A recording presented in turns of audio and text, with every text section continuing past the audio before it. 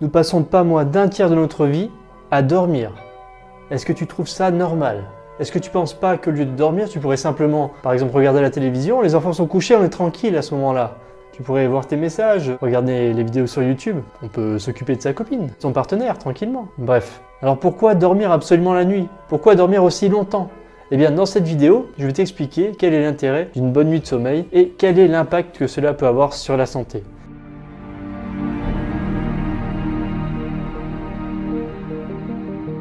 Tout d'abord, il est vraiment difficile de savoir si l'on a bien dormi, si le sommeil a été réparateur et de qualité. Il paraît qu'un Français dort environ 7 heures par nuit par semaine, et un peu plus le week-end. Alors, est-ce que c'est trop ou pas assez? Selon les statistiques, 25% des Français se réveillent en ayant l'impression de ne pas avoir assez dormi. 22% sont carrément insomniaques. Alors forcément, quand tu te couches tard, le lendemain matin, c'est beaucoup plus difficile. Que ce soit pour aller au travail ou simplement pour aller effectuer par exemple un footing de 10 km. L'envie n'est pas la même. Alors pourquoi? À cause des écrans, la télévision, les téléphones, à cause peut-être des problèmes, des soucis que vous avez tous dans la tête le soir et que vous voulez régler absolument, à cause des ondes peut-être qui nous entourent, peut-être simplement à cause du gouvernement. Le gouvernement, parlons-en. Parce que c'est notre projet! Non, cette chaîne n'est pas dédiée à la politique. Est-ce la faute à certains insectes dans la chambre qui ne cessent de faire du bruit, les papillons nus, les moustiques l'été, ou peut-être le conjoint qui ronfle, ou la conjointe? L'animal de compagnie, des SMS furtifs qui arrivent en pleine nuit, tout est possible. Tout est possible. Eh bien, sache que le sommeil conditionne tout simplement nos vies.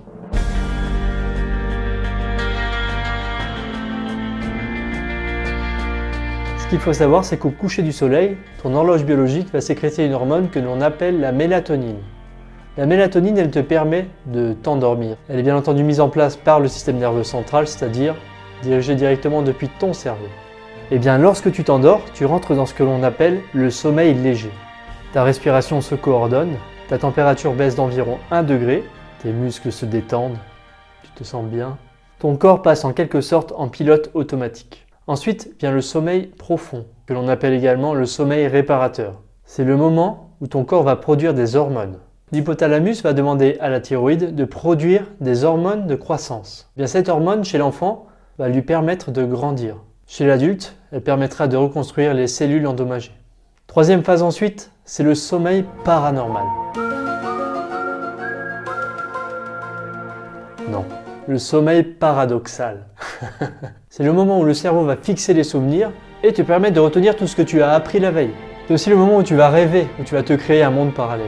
Tu vas épuiser dans ta mémoire des images, même des sons. Tu vas faire un mélange de tout ça et tu vas te créer une histoire assez étrange, n'est-ce pas? Un cycle de sommeil s'achève dès que la phase paradoxale est terminée. Tu sais, c'est le moment où tu vas bouger et tirer la couverture. Il s'agit souvent de micro-réveils que l'on va oublier. En général, un cycle dure 90 minutes. Ce qu'il faut savoir, c'est que dans une nuit, tu vas avoir 3 à 5 cycles de sommeil complets. Et tu vas pouvoir les enchaîner les uns après les autres. Sachez également que plus nous vieillissons, plus il est difficile d'avoir un sommeil de qualité. Un peu comme une batterie de téléphone qui a beaucoup de mal à se recharger. C'est malheureux, mais c'est comme ça. Et les plus jeunes peuvent rigoler, mais ça leur arrivera également bien assez tôt. Hein?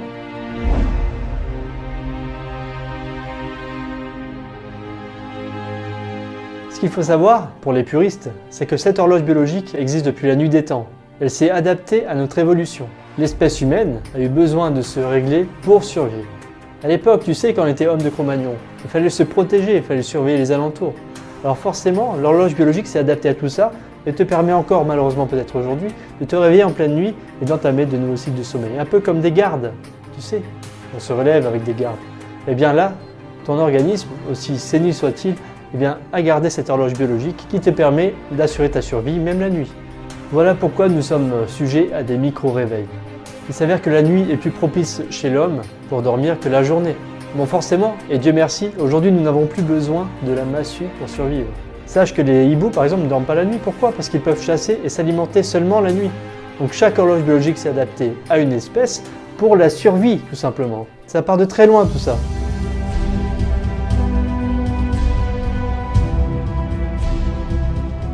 Alors pourquoi faut-il dormir?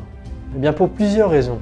Tout d'abord, la récupération physique. Une bonne nuit de sommeil va également contribuer à une protection immunitaire bien meilleure, à une régulation de l'appétit, à une récupération intellectuelle, à un renouvellement des cellules et des tissus, et à une résistance au stress et à l'anxiété.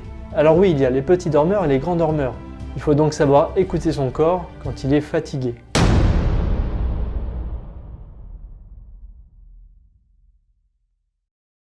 Et là, j'ai pris connaissance d'une étude assez alarmante qui parle des personnes qui travaillent de nuit.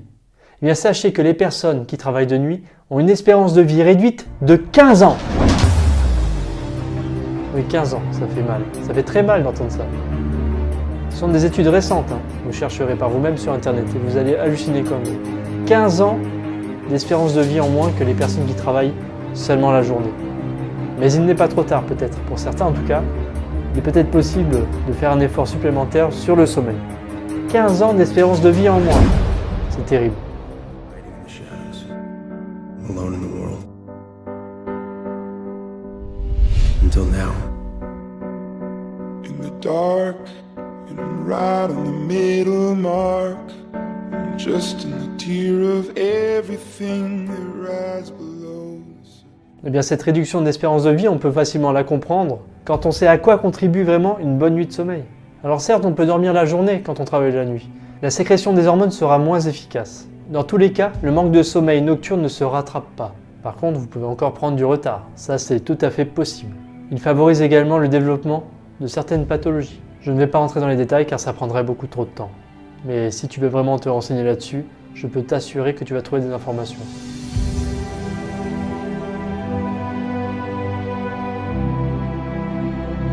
Alors maintenant, quelles sont les conséquences d'un mauvais sommeil?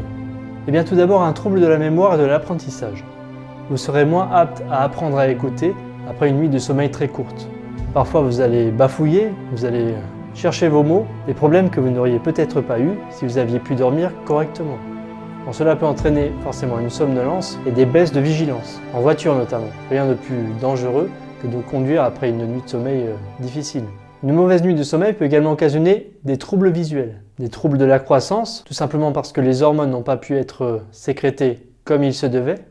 Alors sachez que les insomnies sont dues à du stress, c'est en quelque sorte un problème que le corps exprime et qu'il est souvent masqué par des somnifères. Les somnifères, ce sont les genres de médicaments qui permettent de masquer les problèmes sans les traiter à la racine.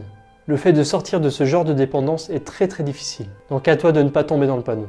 Alors je te passe le problème des gens qui sont somnambules, les gens qui parlent la nuit dans leur sommeil, peut-être les gens qui ronflent. Cela fera l'objet d'un autre débat, certainement sur une autre chaîne.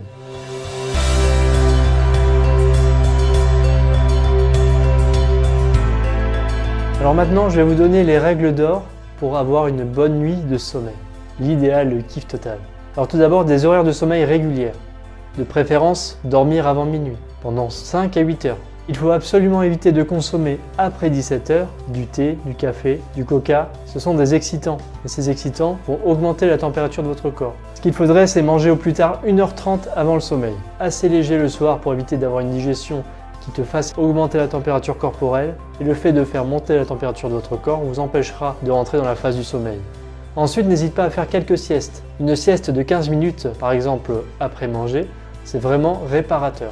À toi de privilégier des activités calmes en fin de journée. Alors pense à aérer ta chambre, 18 degrés c'est l'idéal au niveau température. Pas de télévision, pas d'ordinateur et encore moins de téléphone. Essaie de te coucher dès que ton corps te le demande. À toi d'adopter par exemple un rituel d'endormissement. Certaines personnes se mettent à lire. Moi je sais qu'avant de dormir j'ai toujours besoin par exemple de boire une gorgée d'eau. Essaie d'être dans une obscurité totale. Essaie de prendre un matelas adapté à ta morphologie aussi. Alors oui, le sexe est un bon rituel avant de dormir. Donc si tu peux pratiquer, et de façon raisonnable, ne fais pas trop durer les choses, sinon la nuit de sommeil va également en prendre un coup.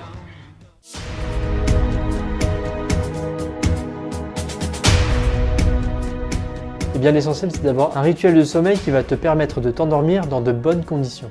Sache également que dormir avant minuit compte double, et ça il paraît que c'est vrai, mais je vais tester un jour, c'est promis. Sache qu'un mauvais sommeil entraînera une mauvaise récupération et donc un entraînement de mauvaise qualité. Alors d'un côté purement sportif, moi ce que je te demande c'est d'éviter de faire des séances après 20 h. Sachant que la meilleure heure pour pratiquer, c'est plutôt 19 h, c'est l'heure où ton corps est le plus chaud. Donc à toi de trouver un rythme sportif sain qui ne nuira pas à ton sommeil. C'est ton système nerveux qui va faire en sorte de te faire avancer chaque jour. À toi de te coordonner avec lui et de pouvoir lui accorder de l'importance. Donc voilà, cette vidéo est terminée, j'espère que le sujet t'a plu. Je te dis donc à très bientôt, dors bien, ciao ciao.